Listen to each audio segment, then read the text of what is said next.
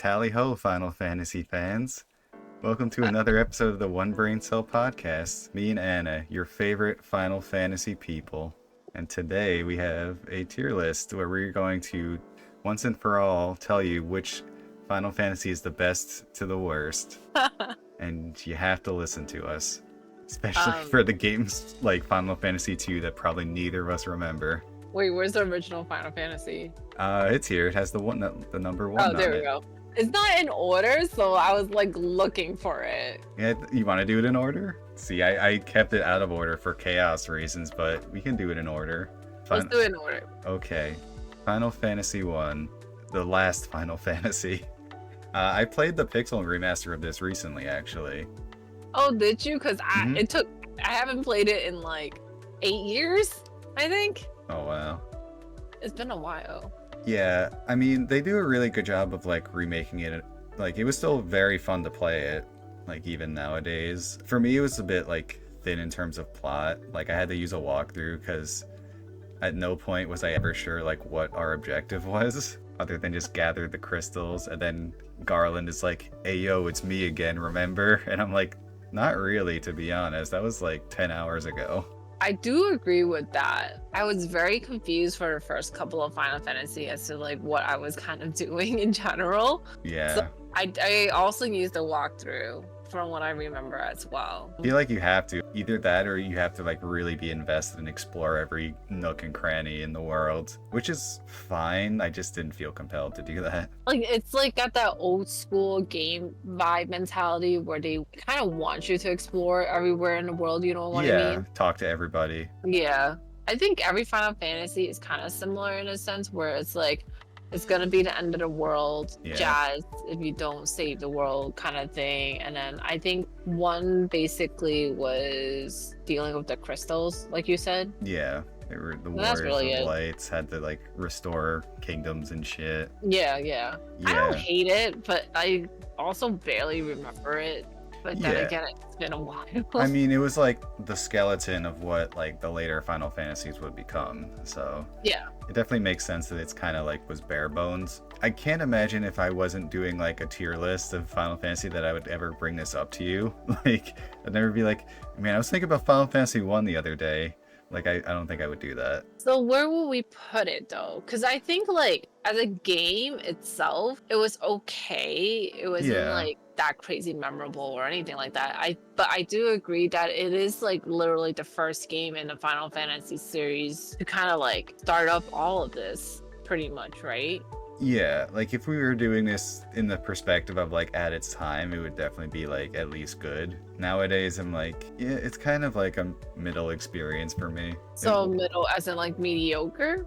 Or middle as in like good, or middle as in bad? I've set the mediocre tier as like kind of a middle, so we can kind of like judge it as like a middle, not the, because mediocre has like a little bit more of a negative tone nowadays. Why did you just say mid? Fine, hold on, I'm gonna change it live. You guys are getting sneak into the high production values here. All right, so now it's mid. So now I feel even more comfortable putting Final Fantasy 1 in the mid. Okay, I agree with that. Yeah, because like I liked it, but a lot of like the aesthetic qualities that I liked were like, you know, exclusive to the remaster. That also has like a major thing, because like the music in like battles now like slap, like they're really fun. But yeah, to what end? Like, it's just I'm just playing it so that I can say I beat every Final Fantasy. That's the end goal. That's like me too, except I couldn't pass 13. Well, all right, I'll have to do all the talking after that. Not that much talking. That's true. There's only a couple of games. I think this list doesn't include 16, which is fine because I didn't play 16 yet because it's not on the computer yet. Oh, it does have 16. Well, we'll see what happens when you don't have it in order. It's a nice little surprise. All right, everyone loves surprises. Number 2. So you're gonna have to take the reins on this because I did not get to playing number 2 yet. I feel like it was the same idea as number 1. We have an evil person, and 2 is the evil emperor. Right. Yeah, the emperor. Dark magic. Is it like a more compelling experience compared to the first one? No, because I feel like the first one did just the same thing, and I'm like, I'm gonna say now, from like 1 to like 5, it all felt the same to me. That's crazy.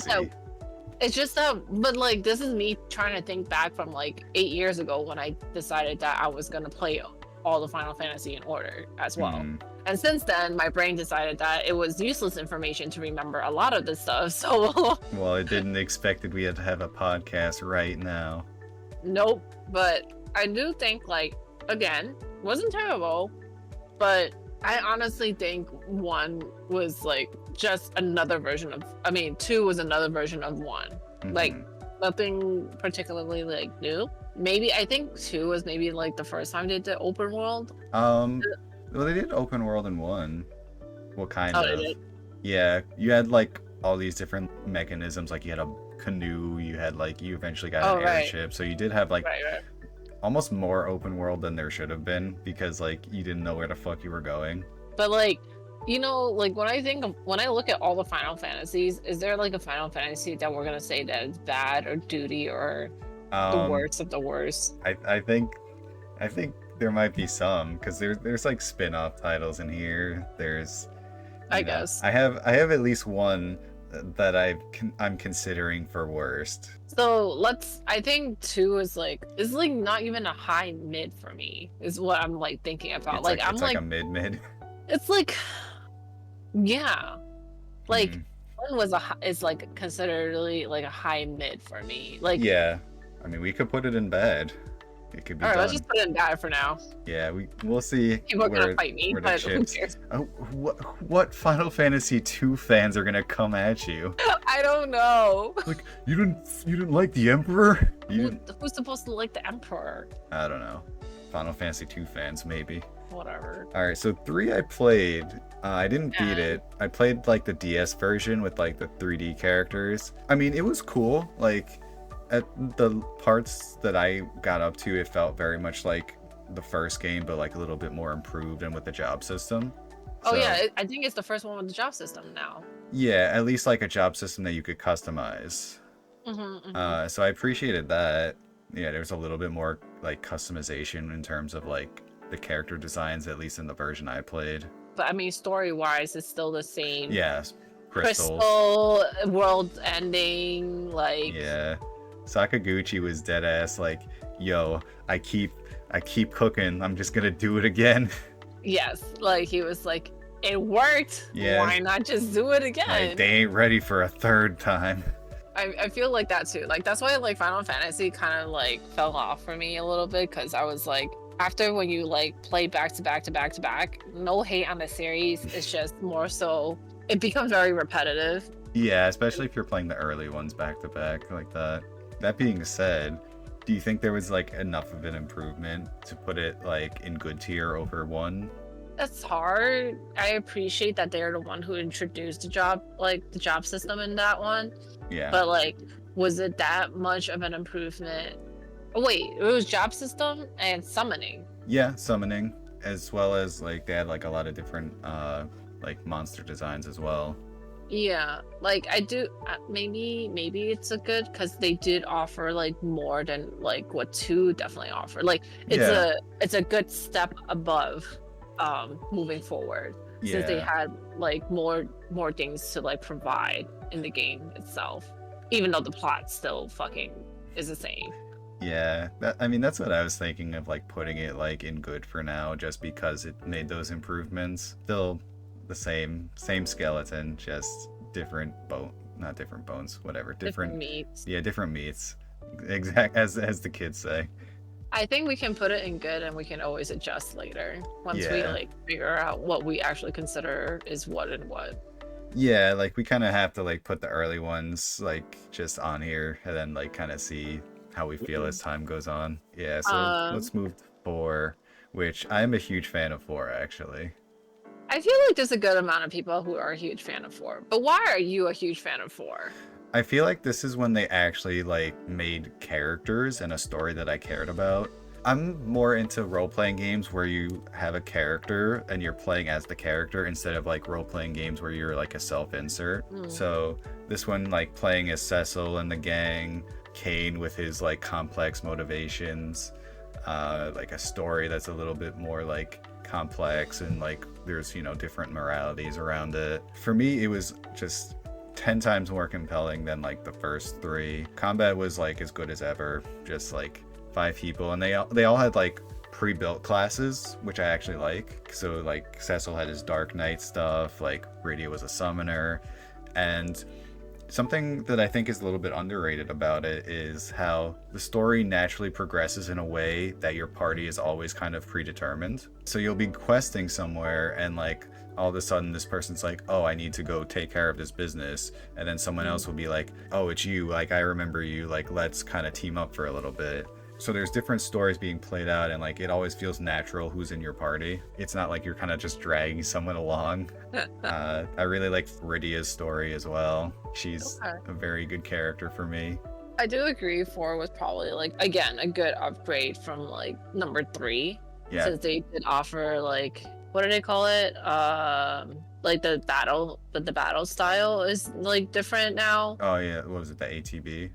Yeah, yes, ATB is like that was when they offered the ATB. Right, and I do forgot agree about with the that. predetermined classes, and like it was definitely a very like story driven game at that point, where like there was actually more to it in the plot than just typical world is ending, let's go save it kind of thing. There was like more to offer. Yeah, it was character motivations. Yeah, exactly. So that being said, it's like I know there is like a good amount of people who love 4 as like their favorite Final Fantasy. I feel like you're gonna disappoint them. I am. Oh god! All right, break our hearts. Go on. I just don't think it's like one of the. Where would you put it first? How about that? So for me, I feel like in terms of those games, like the earlier games, it's like a huge leap in the progression. So for me, like based on what we have, I would put it in like top tier. Like it can't be below 3, obviously. Okay, I think I can agree to that. You can agree to top tier? I think I can agree to that because like I do agree is like it's a big stepping stone upwards come from 3. It's not like a small step where like I would feel like, oh, it still belongs to just good. And it's not like a step back where it's gonna be mid. Like I do agree that like it had a lot more to offer compared to the previous like predecessors. If you want, we could actually rework this and like put like a gray tier in between top tier and good, if that would be more comfortable. Yeah, let's do that. Yeah, because there probably won't be too many games that would be duty, so we can just kind of change that to bad.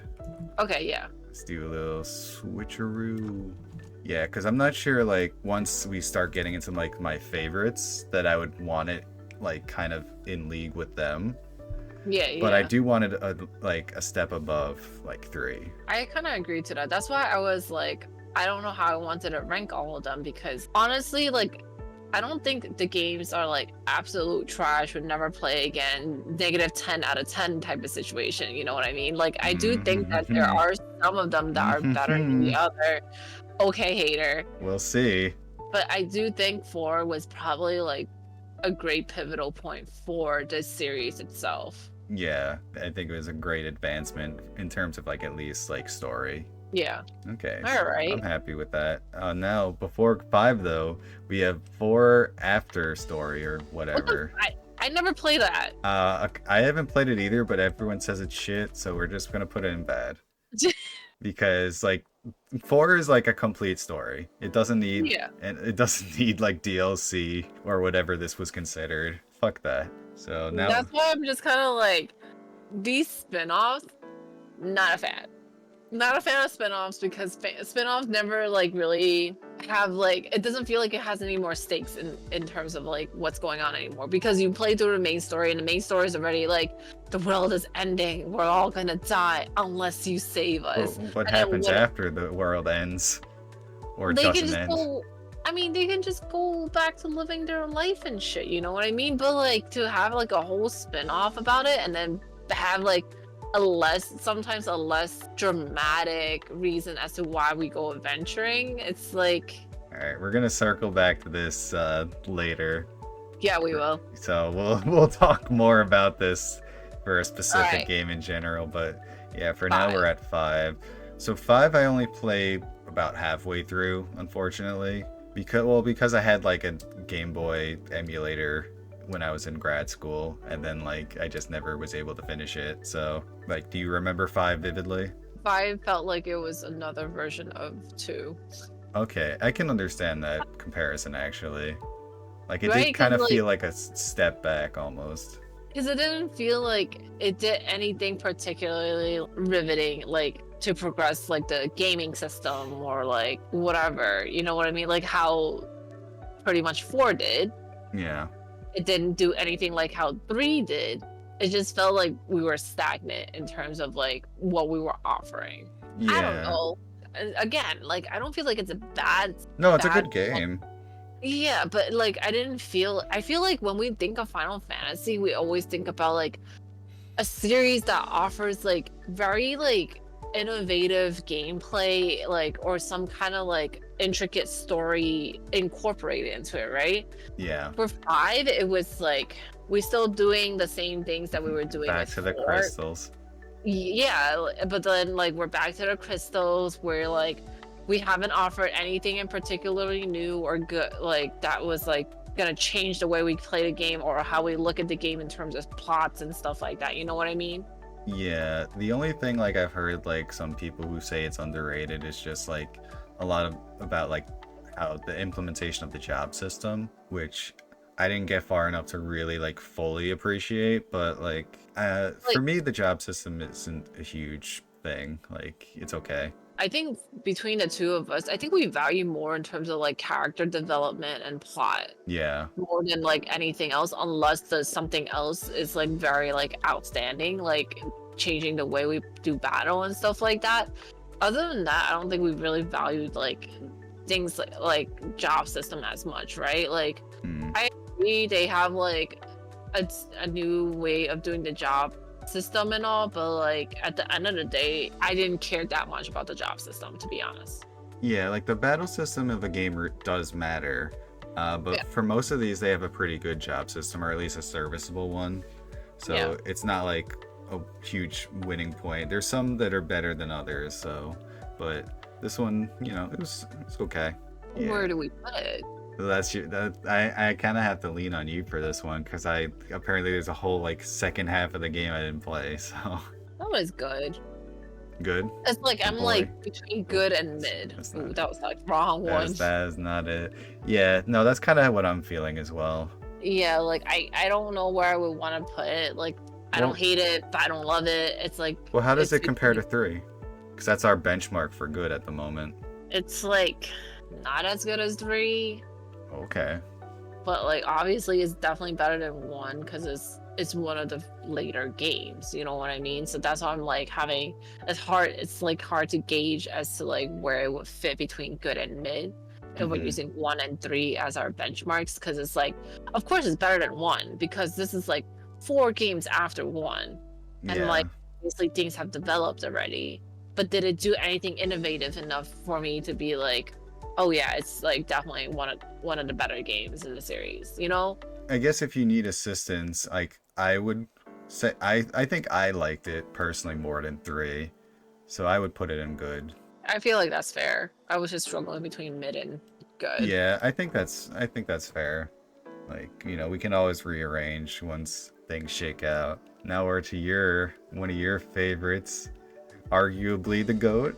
I think it is. Other people might not say it is. I think it had a very good storyline. Talking about Final Even though Fantasy we're- VI. Even though we were still doing this whole like end of the world scenario, for once it's not an emperor or like someone of like high power kind of thing to be doing. It was a fucking clown. It's a clown. It's the It's a Joker. fucking clown.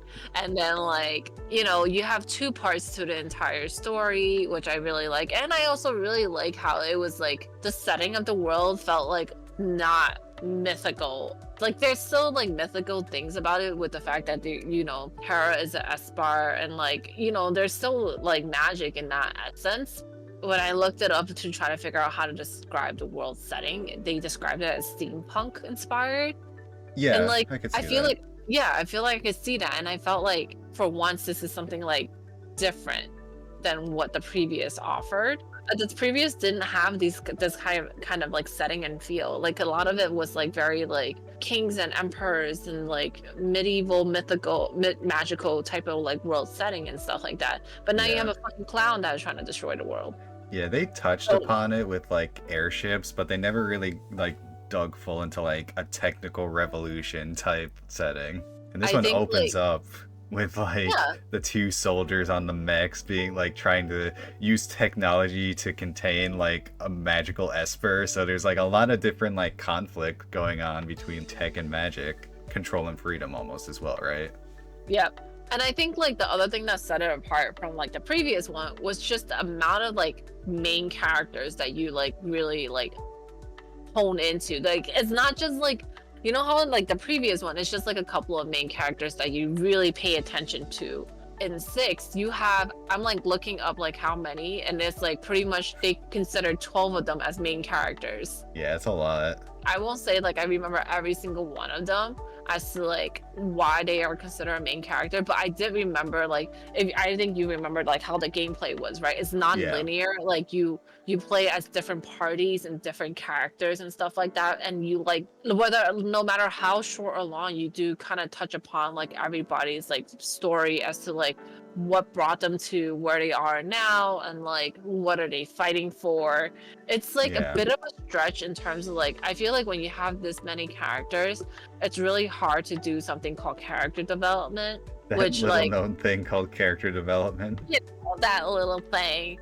Well, I think like I won't say like character development was the strong point in this game. There was definitely some characters who had more time to like develop than other characters in my opinion. Yeah. But like even so, it's like yeah, I say main characters, but like honestly, let's be real now. Like there's main characters and there's the actual real main characters. I just do appreciate that they took the time to like kind of explore these other characters and like these characters are all very different obviously, right? Because you have Tara who is like we don't know who she is in the or we do kind of know who she is but she doesn't know who she is, you know what I mean? Yeah. It's like obviously Locke who's a thief, you have Edgar who's a king, Sabin who's like the twin brother to the king, Cecil who is like a former general, Shadow who is a ninja, and then you have Cyan who's a samurai, and then you have Guru who's a fucking wild child who was raised by monsters. You just had like so many different like personalities of characters that were like introduced to you for the first time that were like important in some sort of fashion and way into your like gameplay. But yeah, as you said, there's definitely characters that, you know, the story centered more around, like Terra, Locke, like all the people in the resistance and stuff. And you mentioned like the branching storylines. The story is, I'm just realizing now, is almost told like as if it's like an anime or a TV show where you kind of like branch off and see like the A plot and the B plot and then they like converge and stuff like that. Yeah. I'm not sure any of the other games really do that, like, or at least not to this extent. So that's another like kind of feather in the cap of Six that it did that, and I feel like it did it well, except for like, Yeah. I mean, there's obviously some stories that were less compelling than others for me, but the fact that they like did it and like they connected it with kind of like the Moogle thing was kind of Yeah. cool. So I definitely respect it for doing that. I think the non-linear gameplay was kind of like the highlight as to why this game like I very very much liked, especially with the idea like you had the option to like recruit or like not with like certain characters and stuff like that.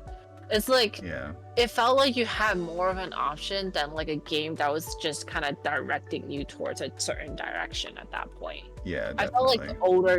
the older games, they want you to go, hey, let's do this, then we'll go here, and then we'll do this, and then we'll go here. With this, it felt like you're allowed to kind of choose how like you want to play, which character you wanted to start off with, play their story, and then you go to another character, play their story kind of scenario.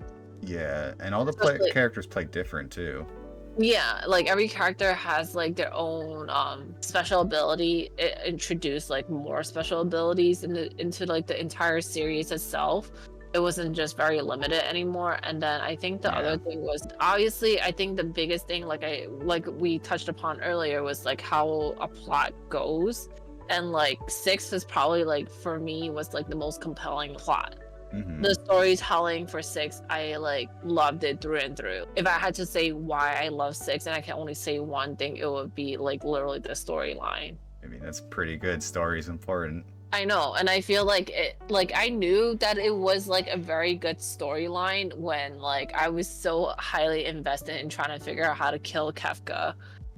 Like that's how I knew I was very invested, because I don't think I hated like an antagonist as much as I did with Kefka. He is very despicable. Yeah, none of the other characters made me feel that way. In like any Final Fantasy? Like 6 is the only one that like invoked something in me that I was like, I'm gonna kill this motherfucker right now. Is it because he's a clown? Maybe because he's a clown, or maybe because he literally poisoned an entire kingdom and killed like everybody except what's his name, the samurai guy. Oh, Cyan. Cyan, yes. He is a hater and a name taker. Nothing is sacred to him. He hates you. He wants you to die. He hates you, the player. So all that nice things being said, I know you're gonna override anything I say. So where do you want to put this? Tier. Top tier. That's what I thought. I wouldn't push back too hard. I would consider putting it in great, but you know, I can't really argue with this on this one. I know a lot of people say it's between like 6, 7, and I think 8. Was it that like the community in general really like? Well, a lot of the community is like in our generation, the Millennials, so those were like kind of the first games they played as well. Yeah, but I think overall, like, I know 7 is like highly well recognized and everything like that for what it is, but I do think like a lot of people believe that 6 and 8 and 10 are like one of the top tiers in the series. There's only one man I know who would say 8 is the best one. Am I thinking of 8, or am I thinking of a different number? You might be thinking of 9. I might be thinking of 9. You're right. I was like saying 8, and in my head I was like, I don't know. 8 is a cult classic, but is definitely not the popular choice for best Final Fantasy. Was 6 your first Final Fantasy? Just out of curiosity? No, it wasn't. 7 was my first Final Fantasy. Oh. It was 7 and then 10. And then I decided years ago to just like go from the start and just play all the way through. Oh, okay, so that gives 6 a lot of like credence then, since it wasn't like nostalgia blinded. Yeah, that's what I'm saying. Like, that's why like for me 1 through 5, I was like, I can see like the good and the bad, but then to say like it distinguished itself for me, it wasn't really there. It was not until like I got to 6 where I was like, this is my pivoting point as to like how good of a series Final Fantasy was.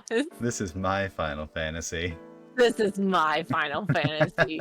What is it? This is my Roman Empire. Oh my god, yeah. Every week you think of Final Fantasy 6. Sometimes. I probably think of some of the Final Fantasies quite often. 7 being one of them. I mean, it's pretty good. How can you even get away from 7? I feel like 7 is just, it's like 7 has been like, isn't it like the second time it's been remade? Not remade. They've done like spin-off titles, and they've done like re-releases. Oh yeah. Re-releases is what I was thinking of. But like, it's like the horse that you just keep beating, you know? Like, this is your cash cow here. This is like their freaking like golden goose of the series. Definitely golden goose. I don't think it's the horse you keep. Actually, for a while it was, because for a while they released like shitty spin-off games and like movies. So for a while it was the horse that kept beating, but then they like called a necromancer to like rebirth the horse into Final Fantasy Remake. Have you watched Child? I have. My friend gave me his PSP disc because that's how it was released. As a PSP disc. I remember it too, and I was like, I watched it, I'm like, I'm so confused. I hated it. I hated everything about it. Thinking back on it, I still don't understand. It's a fanfic. But what was the plot? What was the purpose? What were we doing here? The plot was to make money. They wanted to sell the PSP, so they did that, and they did Crisis Core. I did not watch that one. Well, Crisis Core is the game. It was actually decent, but like definitely not the best game. They actually remade that as well, but I didn't play that. But yeah, so 7 was definitely like the Final Fantasy. Like, if you knew Final Fantasy, it was 7 was the one you knew. Especially because they went in North America, they went from 3 to 7 because like Final Fantasy like 2, 3, and 5 were considered not good enough to come to North America or for whatever reason. So they're like, hey, here's the sequel to Final Fantasy 3. It's Final Fantasy 7. I mean, don't get me wrong, I like 7. I just feel like the hype is just too much for me that I just can't. Maybe call me a hipster for not liking things that are in. Like, see, I felt the same way for a while, but I've recently kind of like changed that because the remake, was actually really good. And, now people are into Final Fantasy 7, but it's like they're into it for the right reasons. They're not into it because it's like the cool thing to do. Not because it's Tifa? Well, partially because it's Tifa. And Sephiroth? Partially because it's Sephiroth. Listen, these are all good aspects that were beaten to death, like you said. But yeah, for a while, 7 kind of lived just based on reputation. I agree. People would just sing 7's praises like 10, 15 years after it was released and just would not give up. What made 7 stand out from like 6 was the fact that we have the materia system going now, which is like interesting. Listen, like, hear me out. We didn't have that prior to 7, the materia system. And like, this is where I get to where we like talk about earlier, like, did the game itself provide anything that was innovative? Materia and the 3D aspect. Okay. Yeah, I was gonna say that is not what jumps out to me when you think about like what made 7 special. The setting, the melodrama, and the 3D is definitely, I think, more so what people really attach themselves to. Yeah, but like, materia is something that we end up using like towards in the later games anyway. You know what I mean? Like, ATP came from what? Which one was it? 4. And now we have 7 who introduces like a new system a new like different aspect to like building a character in the game on top of this whole boxy 3D bullshit that we had. In terms of like being innovative, like, it's probably like the next innovative like thing that this series has done. Yeah, it was another great leap. I don't think too many of the future games use something similar to a materia system. Like, I don't know where you're getting at with that. Why did I remember somewhere else using materia then? I'm looking at the list, and 8 used like a junction system. 9 didn't use a materia. 10 didn't use a materia. I play 7 so many times that all I remember is... Yeah, maybe you've been gaslit by 7 to think that they use materia in every game. I might have, because I played like the original 7 multiple times. They definitely don't use anything like called materia. Like, it's either like, something like adjacent or something completely different. But I mean, the materia system is definitely like a well-liked system. Don't get me wrong. What is the system we use in 10? 10 is a sphere grid, which... Sphere grid, okay. It's not like the materia system at all. Right. I guess they're circular. Maybe that's what it is. When you play all of them all together, they just fucking mesh in your head anyway. You should have taken breaks between them. I should have, but I don't know what I was thinking. Maybe I was... You just had a mind meld of all of them. I was probably going through like a depressive period or something. I don't know. That is when you were most likely to play all the Final Fantasies in a row. So that's fair.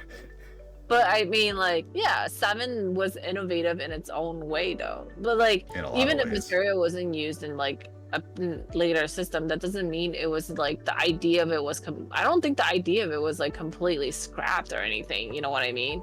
Yeah, no, it definitely introduced a new way to like customize characters. Right. Yeah, it still had like a level system. It's had limit breaks. It had like a lot of like stuff you can interact with out in the world too, like a shitload of mini games. Yes. Like, it offered a lot of new experiences, which I can definitely understand why people would be like awed by it, It's the golden child for the series for a reason. Oh, for sure. There's no denying it that as to why it's not the golden child. Like, of course I will say 6 is like my favorite, but I'm not gonna deny 7 isn't the literal golden child of like the entire Final Fantasy series, because it is the one that like set it off into the world and like helped the whole entire series blow up and put a name recognition for it. Yeah, and I feel like it speaks to like different people than 6 does. Yeah, I agree. Like 7 was definitely like something that us millennials at that time like can relate to, because it's like dark and broody, and like somebody with like long luscious hair is coming at you, and Oh no. you have 2 girlfriends. Oh no. I would hate if that happened to me. But like storytelling, it was good. There was actually a good story to be told. I think like their choice to focus mainly on like finite number of characters is like also good. They still had like a good amount of characters to begin with anyway. Like Yeah, there was for no me. shortage. They had optional Yeah. characters too. Yeah, and I think like, is this the first time we're dealing with an antagonist who is like close to the main character? No. No, right? It was. Yeah, in 4, Golbez is like Cecil's brother or something that. It definitely felt like you spent more time getting to know the relationship between the protagonist and the antagonist, and especially understanding the protagonist's mind state as well. Like, he goes through a lot of shit, and it's told in a very like dramatic way, which is compelling. And 7 has like a really, actually, an underrated aspect of it is its tonal balance, because it'll have like this really melodramatic like soap opera storytelling, and then you'll be riding a chocobo, and like Cloud will have to like ride a dolphin and shit. It's just like random nonsense will happen in like the gameplay, like in the in-between, but then like when shit gets real, it's really real.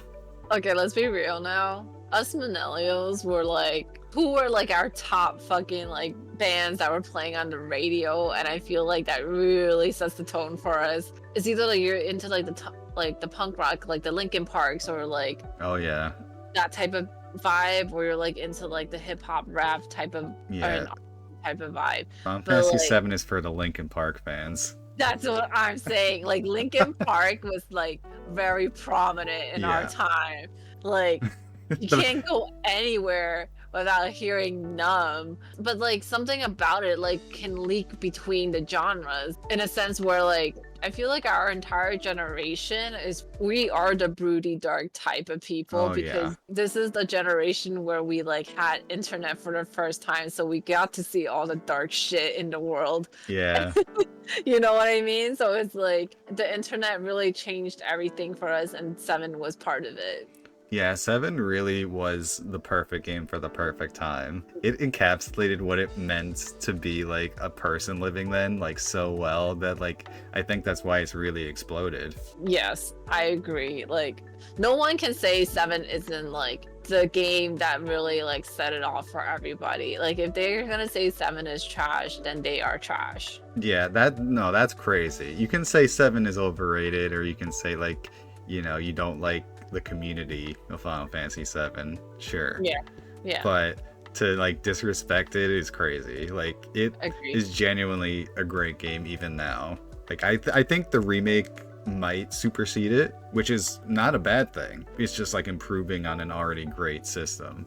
But yeah, for 7, like you can still have fun with it now, especially with mods and shit. Like forget about it. I think we can't put this anywhere other than top tier at least. I absolutely agree with that. Get in there, boy. Very good game. Like, agreed. Yeah, we can go on and on. We can have a whole fucking episode about that. The amount of like leaps it took just in terms of like so many aspects, like music and stuff too, like atmosphere, like environment design, like so many things. 10 out of 10. Well, don't say that yet. Because we gotta decide who's the GOAT at the end of this. Yeah, that's true. All right, next up. So this is a game I have very mixed feelings on. We're talking about Final Fantasy VIII. This is a game I care less about. I'm sure. But here's my kind of like dialogue that I always have about this. Is that if Final Fantasy VIII was 2 separate games, the first 2 discs of Final Fantasy VIII, and you just called that a game, I think it would be one of the greats. But it falls off so fucking hard in the last 2 discs that it's like terrible. Spoilers in case anyone cares. But the twists and turns they take at 8 just are so convoluted that like, you go into the moon and shit and everyone's like adopted from the same place, and it's just like There was no hints about this. Someone was just like, shit dog, we need to make the game longer. And yeah, not to mention the junction system, which... So Final Fantasy VIII is the most easily broken game in the world. And me and my friends have broken it many, many times. Like, we can get like end game level stats and stuff on the first disc easily by playing cards. Yeah. And by just knowing the right materials to get, and then you play cards and you refine the cards into the materials and you get everyone's ultimate weapons. Yeah, the game is so easily cheesed because you can use limit breaks as long as you're in low health. So you can just keep people at low health and one-shot everything. And yeah, this feels like a game that had a lot of good ideas, but was not given enough time to be game tested. Because it released pretty quickly after 7. Yeah, I think like 2 years about. Yeah. The 7 came out in 97, and then 8 came out in 99. Yeah, so like they had to come up with ideas and they just had to implement them. Like they couldn't change their mind, they just had to do it. Yeah, I think it's definitely one of those games where I just decided to crumble it up and throw it away in my brain. That's kind of unfortunate because it does have good like aspects to it. Like what is it? This is the one with the people who look different, right? Like they're animal people looking. Is it? No, you're mixing up 9 again. Damn it! No, 8 is the one with Squall and like the child, like they're like a military camp essentially. Yes. Yeah, so it has like a really like interesting story to tell about like kind of like child soldiers in like a world where like whoever has magic kind of decides how things go, dealing with like the sorceress and stuff. You think that like you're kind of just like, oh, you're in this school and shit and you're just like a student, but like you're actually being trained to assassinate the most powerful person in the planet, but they don't tell you that until you already graduated. It's all a ploy. But anyways, I think I'm done talking about 8 only because I care less about 8. Damn, okay. Well, if anyone wants to talk about 8, let me know. You don't even care for 8. What do you mean? I like it. The first half. Yes, that's half of the game. That's pretty good. Well, I think it had like a lot of promise. Like I really like the setting.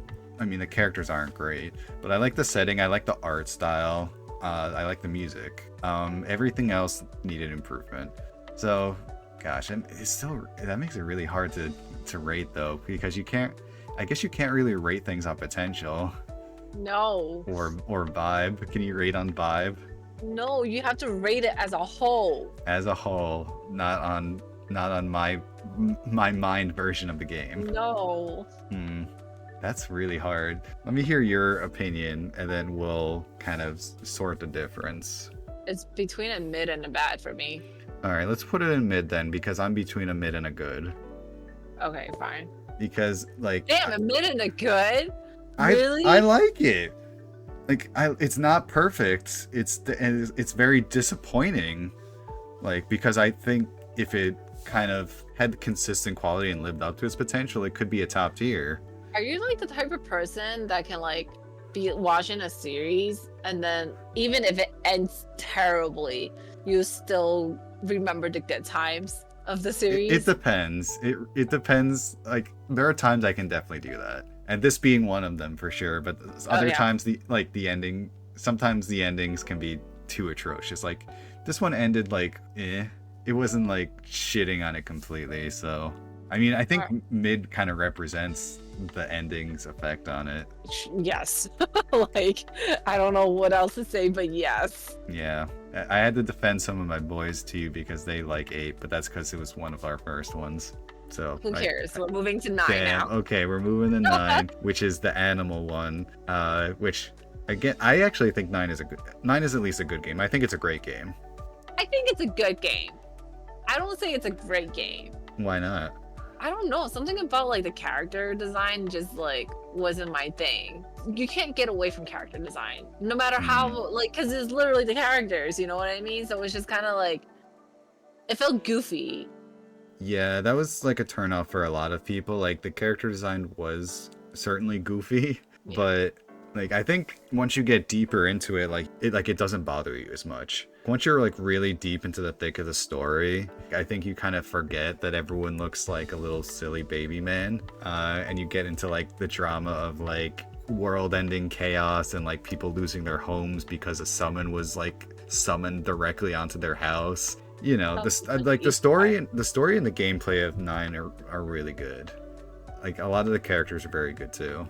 Okay, I'm not saying the story itself was bad, but like the character design was just so glaring for me that I just have like a hard time looking past it. Did you beat Nine? Yeah, I finished 9, but again, wow. It's like one of those things where I'm like, because it was unappealing to me, that I just kind of like shoved it to the back of the brain. Okay, dang. It's like if anybody watched Inside Out 2, they would know the reference to the back of the head or the back of the brain. Well, what about Vivi? I mean, Vivi comes up not just once though. What do you mean? Wait, why am I thinking Vivi comes up in a different one? Maybe you're thinking of Kingdom Hearts or something. Like he has like the design of like a stereotypical black mage, but like his character arc is like very compelling. Vivi was like probably the only like thing that was the saving grace in terms of character wise for me.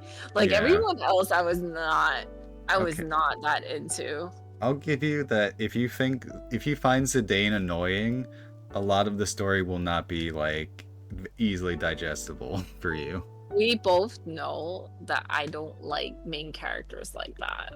Yeah, like he's kind of an exception because like some of his like principles personally resonate with me, like how he likes to help people like indiscriminately and how he goes through like hard times but his friends get him out of it.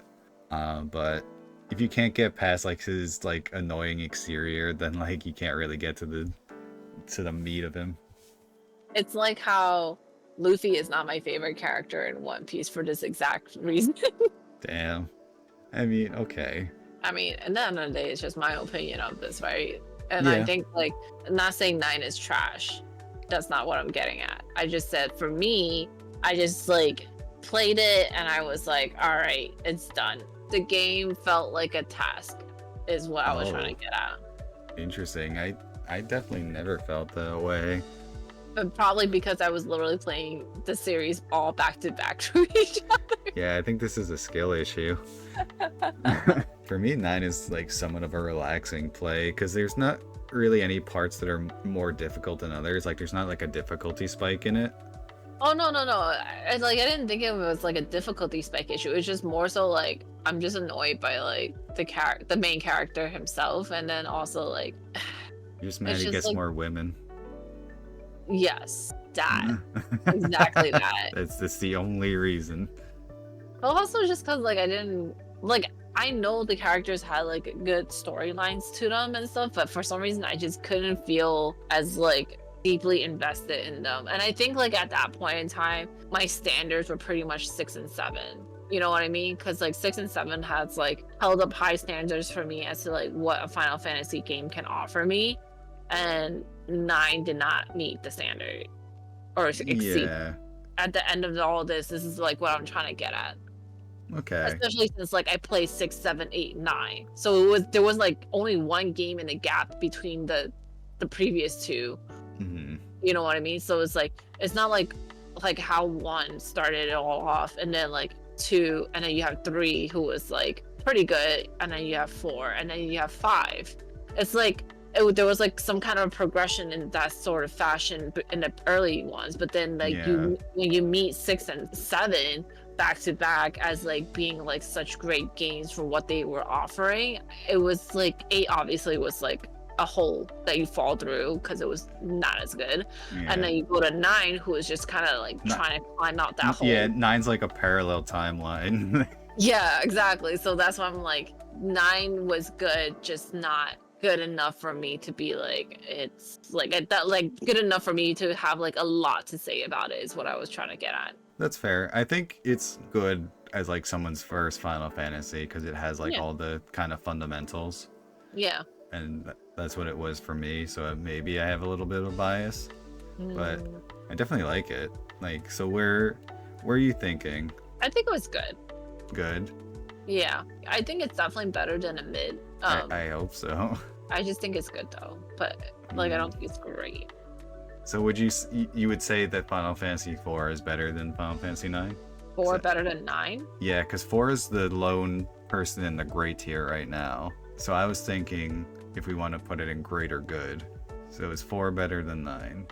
It's only because 4 offered a new system. That's like fair. I'm trying to look at it like as a whole, as to like, because like I mentioned earlier, like how I view Final Fantasy game is like, what does it offer, in the sense that more than just a story of a plot, right? Because like, does it offer like anything innovative in terms of like the gameplay? Does it offer anything like a new system that is like really worthwhile, in a sense that they preserve it and they continue using it, or like do they tweak it in some sort of fashion for the later games? I think like that's how I saw it as, and when I was like thinking of like where to rank them, like not just like did I enjoy it, but more so like, did I enjoy it? Was the story good? Was the like gameplay good? Did it offer anything like new and things like that? Yeah, so the fact that 9 is kind of more of a throwback to like the older games, like, is kind of a demerit for you then. Yeah, looking at it through that lens, I can definitely understand, because it doesn't innovate anything. It just kind of takes what was good from the past and kind of like makes the perfect version of that. So if like that's what you're looking for, it's like really good at that. But yeah, okay, so I'll put it in like the top of good for now, and then I'll just cry about it later. I mean, like, I can see why it can be a great. I'm not saying it's not like it can't be a great. I think like I felt more towards good because like my enjoyment of it wasn't like high. But then again, like I said, it was like I was like literally coming off the high from 7 and like 6 and 7, and then 8 was really the downer, and then 9 was like a little bit better. It didn't pick you up as much as you wanted it to. Like 8 felt hard for me. That's fair. And that's why like I won't never say it's a mid. Like I can see how it can be great, but like when I take into the other aspects of like, did it offer anything in particular that changed the like gameplay system for the future? I don't think it did. No, well they went like in completely different directions in the future. Well, I'll leave it in good for now, then we can see if our mind changes based on anything.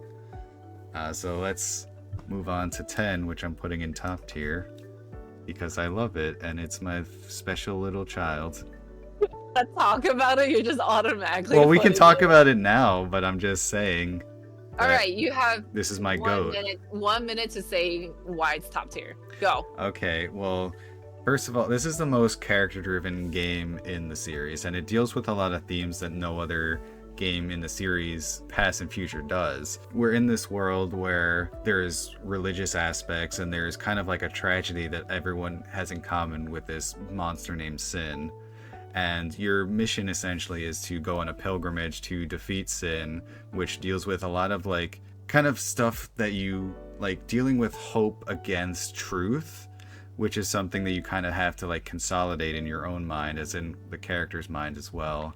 So you have like 7 like very unique characters who all have a different opinion on how this thing should go, and you see kind of their conflict, but they still have to trudge on because, like, you know, even through all the struggles, you have to continue on through your journey, and every step of the way feels like you are there with them and you are doing this thing and you're having fun along the way, but you're also dealing with the immense despair and kind of imminent death and danger that you're going to face. So it's, for me, the most emotionally resonant Final Fantasy, as well as the most fun Final Fantasy, the most impactful Final Fantasy, and the one with the best characters.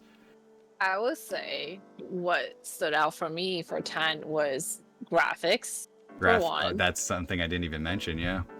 Graphics are one, and then voice acting is another. Yep. I do agree story, like plot and storyline is a very good one. And it's a very like emotionally invoking one as well. And I do think like it's one of the first ones that started doing the summoning of the Aeons. Yeah, it did a completely different summoning system, which I'm sad they haven't done more of. Yeah, so like it was definitely one of the first, and then this is also the introduction of the sphere grid. Yep. I mean, some people don't like the sphere grid. I like it because it gives you like character roles, but you can also kind of break free of them if you so choose to do so. Yeah, I think like the sphere grid is more complex, but like I feel like if we want personalization, customization of characters and their like abilities and stuff, this is like a very interesting way of doing it. I like the idea that it's not just like throw it in wherever and like and then that's how you make it and stuff. Like there are like rules to it. There's like limitations and blockade and stuff like that that you have to like overcome in order to get to the next spot. So I thought like that was a very interesting thing that like you have to be kind of sort of strategic with it if there's a certain build that you're trying to make here. Yeah, and it rewards you as well for your knowledge of how it works. Yes. So if you know what you want and how to get it, you can do so with the sphere grid. But if you want a more simple experience, you can just follow the path it has laid out for you as well, and you know, you'll still be able to complete the game just fine. I agree. And this is when we started using turn-based, I believe. Oh, I love their version of the turn-based system where Yeah. you can swap characters in and out. Yep. They did a very good job of differentiating character strengths at the beginning. So each character is like, in the beginning at least, has certain strengths against certain enemy types. So you can swap them in and out on the fly on your turn. And it just makes, even though like, you know, turn-based combat doesn't sound appealing for everyone, the fact that you can switch people out makes it feel more dynamic. Agreed. I think that's like another big thing about 10 that was like very different and interesting to, and like I guess more like interesting and fun to play with, you know what I mean? 10 also has its own like soundtrack, if I remember correctly. Oh yeah, the aesthetic qualities of 10 are just impeccable, and like, yeah, hugely technologically from 9, because now it's on a new system with a lot more processing power. So it has the voice acting, it has like, you know, facial expressions. Yeah. It has like a lot of things that make you a lot more invested in the story. Let's be real, 9 was a throwaway. 10 was like what they were getting at. Listen, like, if I gotta throw my boy 9 under the bus for 10, I would do it. Because 9 came out in 2000. Yeah, and then 10 was 2001. Exactly. Yeah, so it was two different teams. But yeah, 10 was like literally life-changing for me. Like, it was a revolution. Like, that game impacts me deep in my heart. But it's still like fun to play. It's not like, you know, I agree. It's not like a one and done. No, I definitely agree. It's definitely like one of those games that are like something you will play more than once, something you will still enjoy after playing more than once. Yep. And that's what like, but that's just how I feel about like 7 and 6 as well. Like, yeah, it's a game that you can definitely play more than once. They each of them like have offered something to the series that like felt, I won't say like monumentous, but like it felt big. Like it was like a boost for the entire series. Yeah, anything like in top tier, I feel like is a fundamental experience for like a JRPG enjoyer. Yes. And that's definitely what I would consider 10 to be. Like, 10 is another one we could do a whole episode on, really. So, yeah, I don't know if you have any other thoughts you want to say about it. No, I mean, I agree that like 10 is a very, it's also, like I said, 10 was one of the first ones I played. 7 and 10 are the first two Final Fantasy series games I played, and before I It's like no wonder you found the other ones boring as shit. I think so too, because it's like my opinions are like, what is this? You played all the good ones and you're like, what the fuck? Well, but that's why 6 stood out so much for me. True. Diamond in the rough. Moving on to 11, which we're not gonna rank. Yeah, I don't know. I'll just keep it here. I didn't play it. I have no urge to put in the immense effort to try to play it nowadays. I also agree. I don't think I want to play. I would just play 14. I wouldn't bother with 11. Yeah, like I don't think we should rank 11 because it's not the typical Final Fantasy series game. I'll just keep it down here. 12. Oh wait, no, we skipped one. Forgot about Final Fantasy X-2. No, we're not doing that one. Why? Fine, okay. I what like do you want to it. say about It's good. What did it offer? The battle system is amazing. What did it offer that was new? Like dynamic job switching. So like it had like active time battle with job switching that you would progress by using the skills. So it's kind of like the next evolution of the job system. Fun. I don't know. It was cool. It was fun. I liked it. You just liked it because it was 3 main girls. I can like it for multiple reasons. No, I like it more than most people. I think it was just like a fun little experience. It was kind of interesting to see everyone like again like it is that question, what do you do after you save the world, you know? I mean, whether this was the best way to tell it, maybe not. But it was still good to see like, you know, Yuna and everyone again. I don't know, it was fun. Where would you rank it? Put it in good. Okay, that's fair. Like, because I was gonna say if you put it more higher than good, I was gonna argue with you. That'd be kind of fucked up. Because like if I take a step back, it's definitely not like amazing. Like the story is very problematic. The characterization, especially of Yuna, very problematic.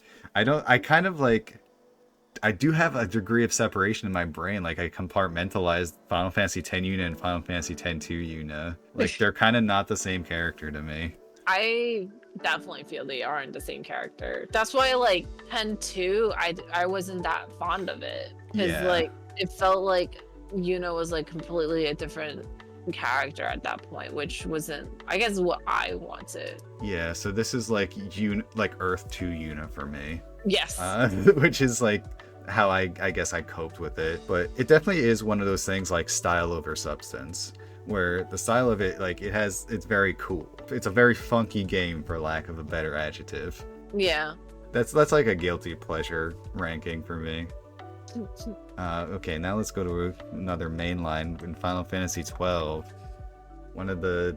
I'm not going to say it's the most boring Final Fantasy, but it's definitely... You have to be like patient and interested because it deals a lot with politics. Oh yeah, which I was not. Yeah, so if you're interested in kind of learning about like imperialism and politics and like, you know, kind of warring kingdoms, stuff like that, and how it would exist in a Final Fantasy world, then you'll like this. It's very strategic. It definitely rewards the strategic mind because the battle system is based on like commands that you like set priorities on. So you can essentially automate most of the game if you really wanted to, which appeals to some people more than others. Like it's definitely a departure from other Final Fantasies. They kind of got experimental with it, but it definitely rewards you if you take the time to get to know it and if you're interested in getting to know the ins and outs of the game. Otherwise, it's going to feel like a slog and you're not going to like it. With that all being said, did you enjoy playing? I liked it.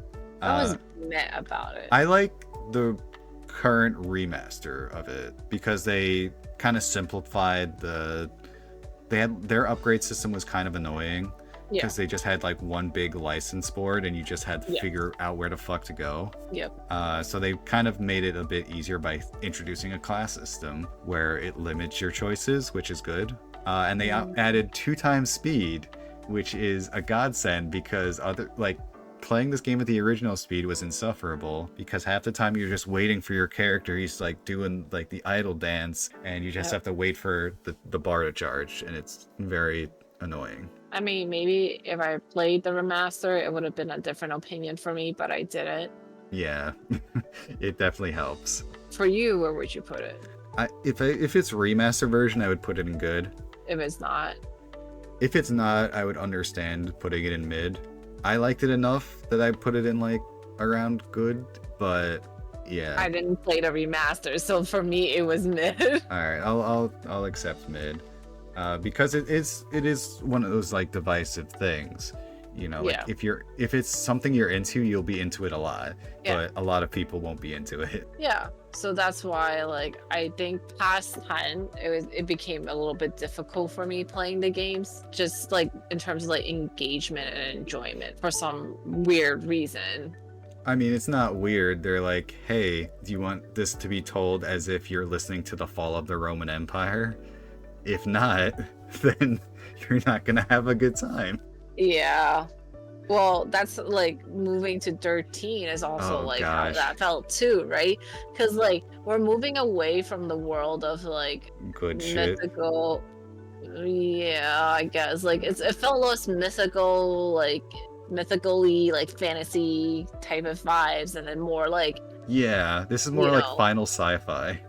Yeah. Except I don't like it because I like sci-fi, but I didn't like this. I didn't like 13, and I played it again recently because I wanted to give it another chance because some of my younger friends like 13 a lot.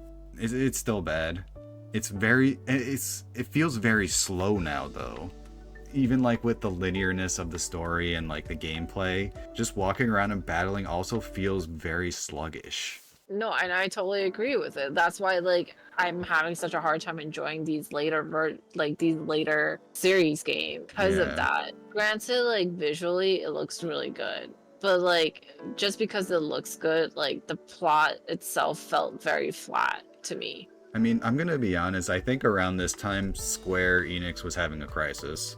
Not only were games taking forever to come out, they were also coming out in states that people were not happy with. Like 13 had a lot of like backlash. 15 was essentially unfinished when it came out.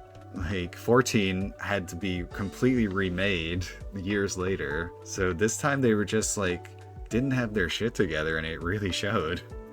Yeah, so 12 came out in 06. 11 came out in 02, so that was like a 4-year gap. And then you have 13 that came out in 09, which is a 3-year gap.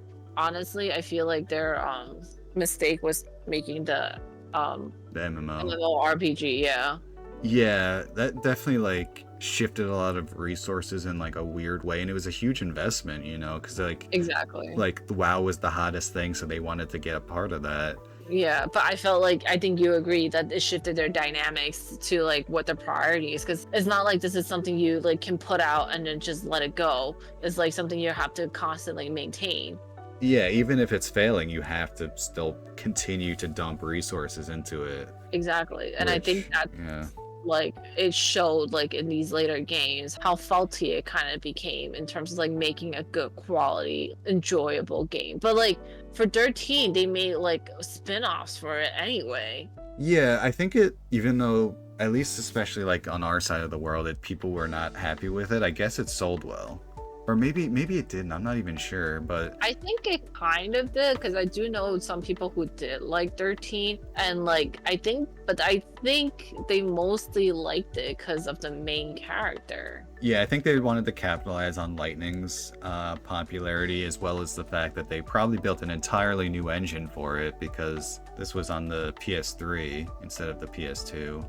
Yeah. So they were just like, we need to make more games to recoup, you know, money. Like, and we need to make them quickly. Honestly, like if I have to rank 13, I say mid. Oh, I was gonna say bad. I was like between mid and bad. I don't like 13. Like okay, I tried, and I also have a personal vendetta against it because oh my gosh. When I played it as a youth, it melted my PS3 CPU. So I was not able to finish the game because it melted my PS3. Yeah. I'm so confused at how it did that. It's just like it was so graphically intense that my shit just overheated repeatedly when I played it, and to the point where it was just like my shit was melted. Oh my goodness. Yeah, and like I think that's a huge thing that like, you know, they were into the MMOs, and then like after that they were like, graphics, we need like that high fidelity graphics. And then they made Final Fantasy XIII 2, which I heard is better. I didn't actually play it. I think I did, but I say I think because I probably did and blocked it out of my brain. I mean, it was with like her sister and like yeah. So what would you say? Did it improve on it or not really? To me, not really. All right. I felt the same. Going in bad. Did you play Lightning Returns? Unfortunately. See, I like Lightning Returns for the same reason I like X2. Because it was just kind of fun. Like, it was a guilty pleasure game for me. I didn't care for it. Did you not like the time component? I felt like at that point I was like, there's no saving this like lineage. It definitely didn't save it. No. So but like you said, it's also like it's a game for people who just enjoy it for a guilty pleasure situation, but I was playing for like the sake of like seeing if it would like improve on like the entire timeline, and it didn't. So like I was just like, meh. Not only that, it made like completely obscure random timeline. Where you want to put it? I say bad, but you can argue mid if you want to. I won't. Okay. I had fun with it, but I think I enjoyed it because I got to get like new outfits and play like dress up and shit. Like, you know, I liked it for like dumb reasons. Okay. Like it was just kind of like neato, but it felt weird. It didn't feel like a real game to me. I don't. All right. I don't know what this is. 12 RW. I'm just gonna leave that there because I don't know. Because like the remaster is Zodiac Age, so I don't know what RW is supposed to be. Oh, Reverent Wings. What the fuck is that? It's on the DS. Oh, okay. I I didn't didn't have play that that game. one. All right. Well, we're leaving that there. Now we get to kind of a fun one, Final Fantasy XIV. I didn't play 14, so you're gonna have to take the reign on this All right. one. Well, I didn't play the original 14, but I heard it's bad. Yep. Well, they had to like literally explode it and remake it into Final Fantasy XIV: A Realm Reborn, which is pretty good. Like most of it is good. The content between this and the first expansion are kind of shit, Oh. but A Realm Reborn is actually pretty good. And then the first expansion is called Heaven's Word. Why can't they just put this in all one thing? Like, why do they have to like specifically really Well, like? Put to be fair, like the expansions can feel like the length of an entire game. Okay. For me, Heaven's Word was actually a great experience. Like I would consider putting it in the great tier. And I guess since there's no Why? one to vote against me, I will. No, explain why. Don't just throw it in there. Well, okay. So it just like it had like the good foundation of A Realm Reborn, but then it also just created like a more dramatic story. There was a lot more stakes in this.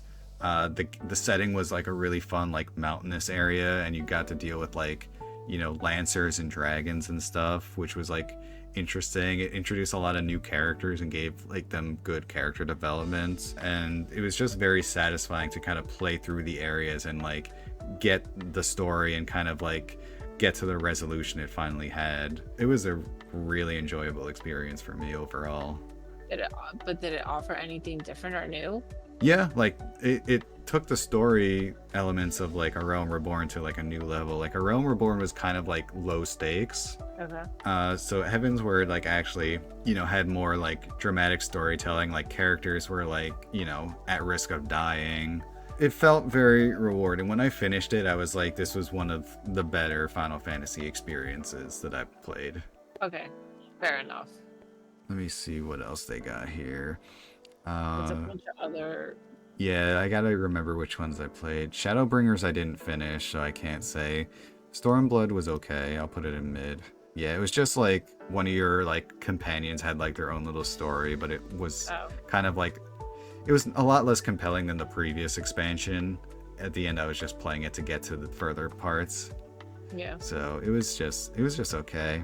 Shadowbringers I liked and I heard good things about it, but I didn't fade it. So and I didn't play the most recent expansion, so that'll be up an exercise left to the viewer to rate it. Playing all the Final Fantasy XIV expansions is about the same time sink as playing the rest of the Final Fantasies combined. So I don't think I'm gonna get to these anytime soon. And then we have 15. 15 is complicated. What? Well, because there's like multiple versions of 15. Wait, wait. Well, not like officially. There's like, you know, the release version, and then there's like the Royal Blood edition that like actually added in more scenes and stuff. Oh my gosh, I know what you're talking about. Yeah, this is where I'm saying like Square Enix was having a crisis.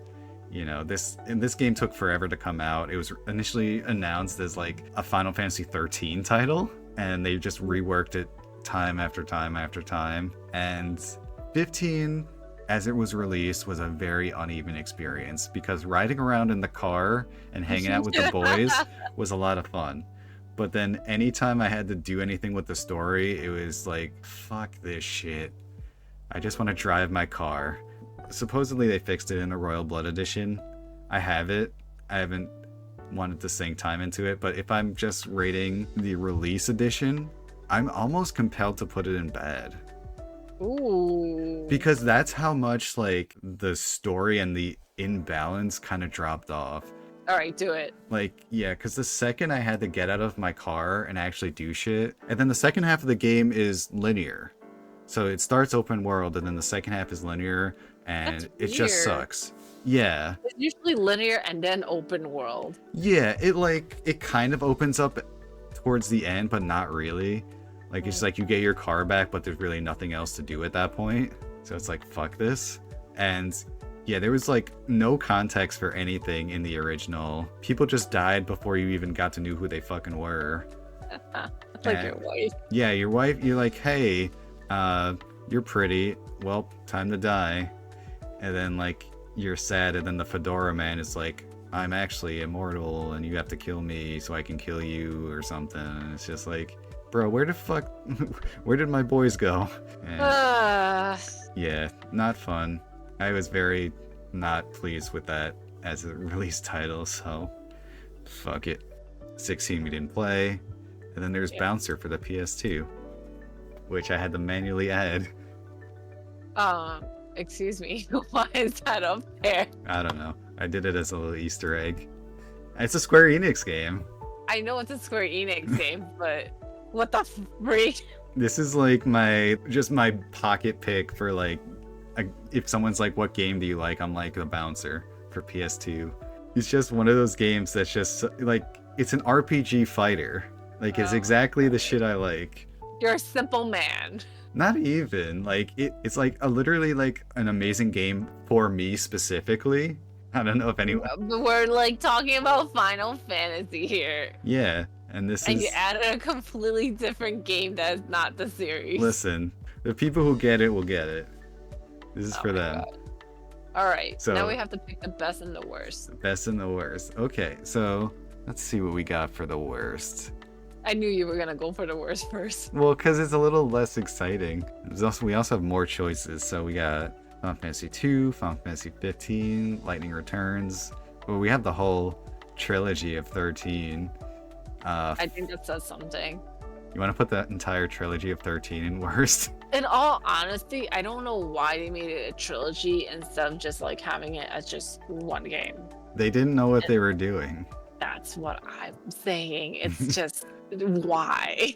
You know, when I was thinking about this morning, I was thinking about putting 13 in worst. I already knew I was going to argue for 13 as being the worst. I know about easy.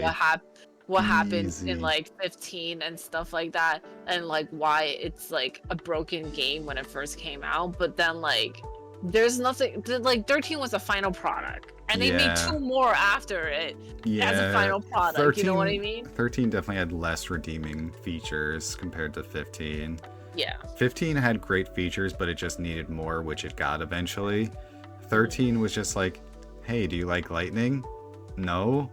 Well, enjoy the next 40 hours, dog. Yeah. Let's talk about fucking robots that don't make sense. Like, I'm a sci-fi guy, and that plot was dense as hell.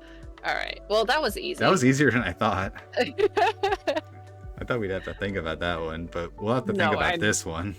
You know what I was just thinking about? What's that? I think the only way we can make this fair is to put 7 up there. I think you're right. You see, only because I will argue for 6, you will argue for 10, and 7 is the in between that we won't like. That I think we can both agree is a very good game. Even though I still think it's an overhyped game, even though I still think 6 is the better game, I do think 10 is a great game too. But I have like just like how you have a personal connection for 10, I have the personal connection for 6. And like 7 is the only middle ground we can both agree on. So if you had to rank these like 1, 2, 3, what would you do? Like, would it be 6, 7, 10? It would actually be 6, 10, 7.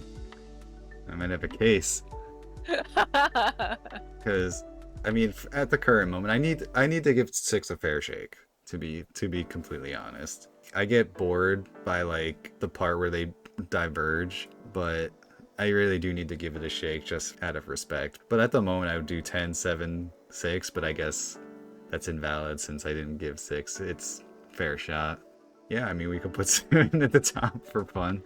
I don't even think it's for fun. I think it's just like for the sake of time.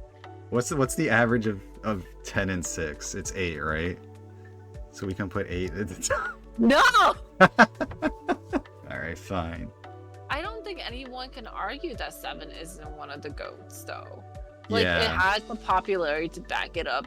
It's like got remastered out of like all the other ones. And the remaster is amazing. The remaster Right. would definitely be one of my, like, I would be a pick for GOAT as well. That's what I'm saying. Is like it had like the opportunity to, like, they could have chosen any fucking game, but they chose 7 because of, you know, the popularity behind it. It's like, when anyone say Final Fantasy, I think the Final Fantasy that anybody thinks about is gonna be 7. Yeah. You know, it has like a very like influential thing about it in like pop culture, but like gaming culture in general, while still having a story that like people are compelled to. Yeah, I wouldn't hate if I saw someone put 7 in the GOAT. I wouldn't either. Like, I understand, to be honest. Yeah, for its cultural impact and its service to JRPG fans everywhere, we award Final Fantasy VII with the greatest of all time award. The Square Enix, contact us for your little mini trophy. Yes, please. We'll pin the medal on a Cloud cosplayer's shoulders. It'll be a great moment. But yeah, this is our list. Let me just see if there's any regrets. I'm kind No, of. I don't think so. I'm okay with the way we set it up. It definitely tells a story Yes. of, like, you know, the growth of Final Fantasy. Like, it's all growing to like 6 and 7, and then just like It a plummets. little bit of some valleys, and then 13 is like Yep. explosion. Yeah, I guess maybe we'll update it when we play 16 or something. Who knows? We'll see. I'm sure they're gonna keep making it anyway. All right, so that was our definitive, complete Final Fantasy tier lists that everyone can refer to as the ultimate list forever. And we're blasting off again. Bye bye, Kupo.